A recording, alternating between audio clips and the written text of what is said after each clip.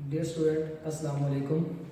आज हम केमिस्ट्री का 9th की केमिस्ट्री का चैप्टर नंबर 2 लेक्चर नंबर आज 3 है हमारा और लेक्चर का नेम है डिस्कवरी ऑफ न्यूट्रॉन। जैसे कि आप बोर्ड के लिखा हुआ आपको नज़र आ रहा है 9th chemistry chapter number 2 lecture number 3 discovery of neutron. Dear student, हम पिछले 2 लेक्चर्स में स्टडी कर चुके हैं कि इलेक्ट्रॉन और प्रोटॉन की डिस्कवरी को, उनकी कैरेक्टरिस्टिक्स को भी। तो आज हम स्टडी करेंगे तीसरी डिस्कवरी जिसका नाम है डिस्कवरी ऑफ न्यूट्रॉन।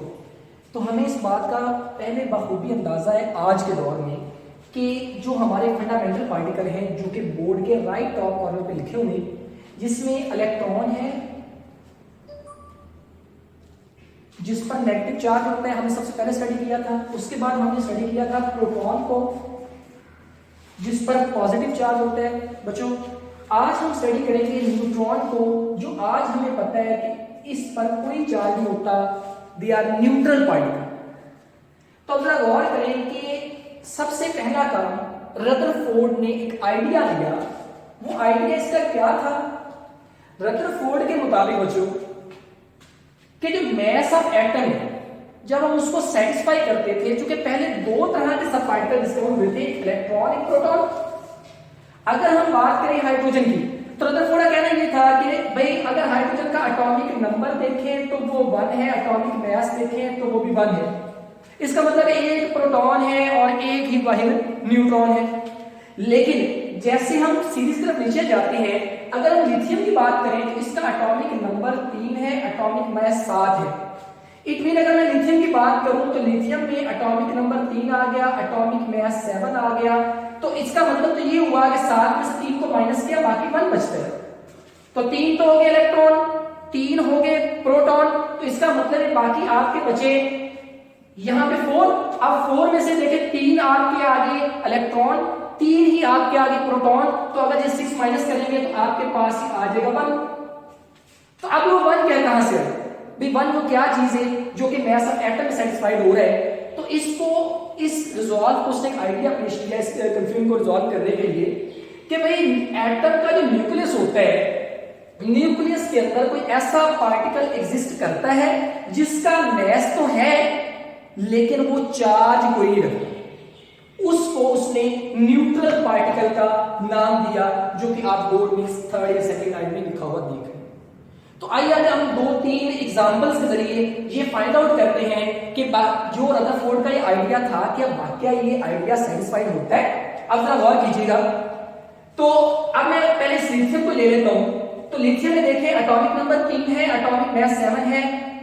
अगर आप गौर करें तो Z आ गया 3 के बराबर, A आ गया 7 के बराबर, और हमें पता है फार्मूला होता है A = Z + n। अगर मैंने n निकालना है तो A - Z, तो यहां से हम निकाल के देखेंगे तो 7 माइनस आपका 3 आ गया, तो आपके पास 4 आंसर आ जाएगा, इसके 4 न्यूट्रॉन्स। तो पहले लोग ये समझते थे कि 3 तो इलेक्ट्रॉन आ गए, जितने बाहर इलेक्ट्रॉन है उन पर इतने प्रोटॉन है, तो 3 × 3 6 हो गए, लेकिन एटॉमिक मास दिखा था 7। तो इसका आंसर ये हुआ कि ये कोई और ऐसा पार्टिकल है जो न्यूक्लियस के अंदर पाया जाता है जिस पर कोई चार्ज नहीं होता, उसने उसको न्यूट्रल पार्टिकल का नाम दिया। ब्रिलियम का देखिए 4 और 9, इसमें 1 बचते हैं। इसका देखिए 5 और 11, इसमें भी तकरीबन 1 और 2 बचते हैं। इसमें देखें तो 11 और 23, इसमें भी जो डिफरेंस है 11 को डबल करें, 11 इलेक्ट्रॉन है, उसका मतलब 11 ही अंदर प्रोटॉन हुए, तो 22 बन गए, इसका मतलब 1 का डिफरेंस आ रहा है। इस सब चीज को उसे रिजॉल्व करने के लिए न्यूट्रल पार्टिकल की स्टेटमेंट। अब 1932 के अंदर जब बहस चल रही थी, रदरफोर्ड के बाद एक साइंटिस्ट, एक केमिस्ट जिसका नाम था जेम्स चैडविक ने अपने एक्सपेरिमेंट से एटम की न्यूक्लियस की स्प्लिटिंग को दोहराया और दोहराकर उसने एक थ्योरी पेश की जो आज सक्सेसफुल थ्योरी मानी जाती है। उस थ्योरी के मुताबिक कि आपने अल्फा पार्टिकल लेने और अल्फा पार्टिकल निकालने हैं radio active element like polonium या रेडियम। यहां से आपने अल्फा पार्टिकल लेने, ये रेडियो एक्टिव एलिमेंट्स है, यानी ये खुद शुआएं जनरेट करते हैं जिसमें पॉजिटिव वाली होती है, नेगेटिव वाली होती है, न्यूट्रल होती है। तो पोलोनियम से अल्फा पार्टिकल लेंगे। अब अल्फा पार्टिकल की बात अगर गौर से सुनेगा तो हीलियम का एटॉमिक नंबर होता है 2। अगर हीलियम अपने दोनों इलेक्ट्रॉन निकाल दे तो पीछे हीलियम का न्यूक्लियस बचता है, इसमें प्रोटॉन की ताकत 2 ही है, तो दरअसल हीलियम न्यूट्रलाइज होते हैं। अल्फा पार्टिकल पे चार्ज पॉजिटिव 2 होता है, आप इसे प्लस प्लस में भी चार्ज लिख सकते हैं, ऐसे भी लिख सकते हैं एंड ऐसे भी लिख सकते हैं।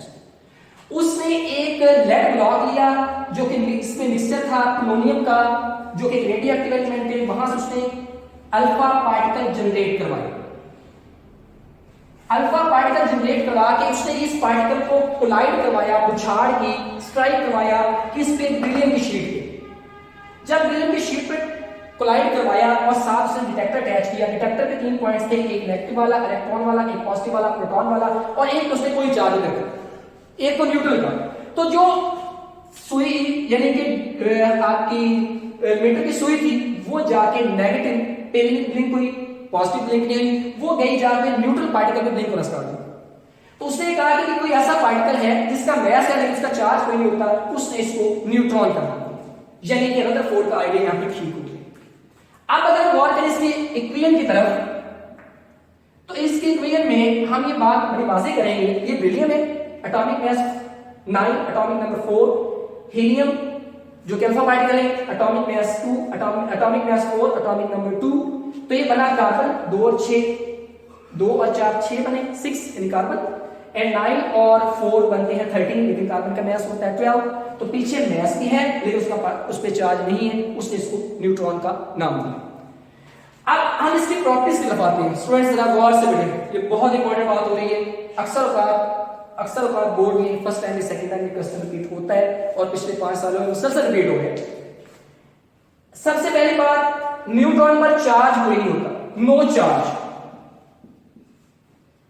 सो they are called as neutral particle.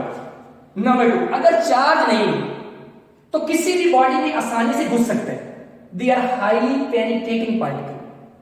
ना तो पॉजिटिव चार्ज है ना नेगेटिव चार्ज है, it mean they are highly penetrating particle. Point number 3, इसका मास प्रोटॉन के मास के इक्वल होता है, और हमने पढ़ा था कि जो प्रोटॉन है 16 टाइम हैवियर है, 1840 टाइम 60 टाइम हैवियर है देन किसके, इलेक्ट्रॉन के। तो ये बात यहां पे कंफर्म होगी कि मास ऑफ न्यूट्रॉन जो है इक्वल होता है किसके, मास ऑफ प्रोटॉन के, और mass of proton 1840 time heavier है देन इलेक्ट्रॉन। तो अब हम डिफरेंस पढ़ते हैं प्रोटॉन और इलेक्ट्रॉन का। सबसे पहले प्रोटॉन पर चार्ज पॉजिटिव होता है और ये न्यूक्लियस के अंदर पाया जाता है, इनसाइड द न्यूक्लियस। न्यूट्रॉन की बात करें तो इस पर चार्ज कोई नहीं होता, नो चार्ज, और ये भी पाया जाता है न्यूक्लियस के अंदर। अच्छा, उसके बाद अगर हम बात करें तो जो न्यूट्रॉन होता है या प्रोटॉन है, प्रोटॉन की बात करें तो इसका इलेक्ट्रॉन मास आता है 1.672 into 10⁻⁻24 ग्राम। अगर इसका निकाले तो आता है 1.674 into 10⁻⁻24 ग्राम। और इसको डिस्कवर करने वाले बंदे का नाम है गोल्डस्टाइन, जबकि इसका डिस्कवरर कौन है, जेम्स चैडविक। उसके बाद अगर हम ये बात करें कि जो प्रोटॉन है ये लेस पेनिट्रेटिंग है, बल्कि आप इसे लीस्ट भी कह सकते हैं, बहुत कम है, और जबकि बात करें न्यूट्रॉन की तो ये मोस्ट पेनिट्रेटिंग है। इसका मतलब ये हुआ बेटा कि जो न्यूट्रॉन है उस पर कोई चार्ज नहीं होता। अब आपको एक दो मजेदार इंफॉर्मेटिव टॉपिक दे देते हैं, वो जरा देखिएगा कि अगर ये फ्री न्यूट्रॉन है, वो राइट टैप कॉर्नर पे आपकी लिखी हुई इक्वेशन कि अगर एक फ्री न्यूट्रॉन की डिकेइंग होती है तो वो एक प्रोटॉन के अंदर, एक न्यूट्रॉन के अंदर और एक सब एटॉमिक पार्टिकल है जो न्यूट्रॉन से भी छोटा होता है, उसका नाम है न्यूट्रिनो। उसका मास भी बहुत लाइट और चार्ज भी कोई, वो न्यूक्लियस के अंदर पाया जाता है। अब बेटा एक दो और बातें जो आपको वाज़ेह करता जाऊं, आपने इस टॉपिक को इस तरह याद करना है, और याद करने के बाद फिर आपने क्या काम करना है, इसमें इसके मैंने क्वेश्चन बनाए हैं वो आपने रिपीट करने हैं, और कोशिश करना कि इसका आपने टेस्ट भी बनाकर हमारे जो कॉलेज तरफ से मिलेगा वो भी आपने देना है। इंशाअल्लाह अल्लाह की ज़ात आप पे रहमत फरमाए और इस लेक्चर को अच्छी तरह याद करना है। Thank you.